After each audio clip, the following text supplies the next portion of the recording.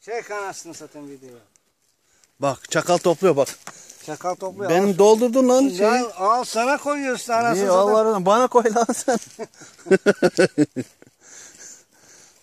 Çakal mantar avında. Evet. Ya üstüne basacaksın gitme. Te bak al. Canımı sıkma gitme üstüne basacaksın. Bak. Görün. Kızıyor bana. Çakal kızıyor. Üstüne basacaksın diyor. Ya bak vallahi. Dur mantarlara bak. Hani ben bir göreyim. Al. Hani? Al. Ona iyi mi o? İyi Öldüreceksin onu. İyi değil o. He? Tamam iyi değil. İyi değil. Bak gördün mü? Karar verdin sonunda. O da iyi değil. At. Allah. Bak öbeği buldu bak. Çek anasını satayım. Bak. Şş, onlar bana dolur. Al senin olsun. Çürümüş onlar. Al ya ne sürü arasın. Al senin olsun. Çakal Büyükler topluyor. senin, benim. Doldurmuş lan. Küçük koysana ona. Büyükleri istiyorsun ya. Al.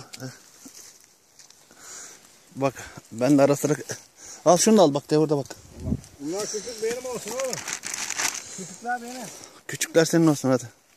Küçüklüğü olsun bana da al. Ya üstüne basmış ya Allah. Allah. Ben de kendimi çekiyorum ama.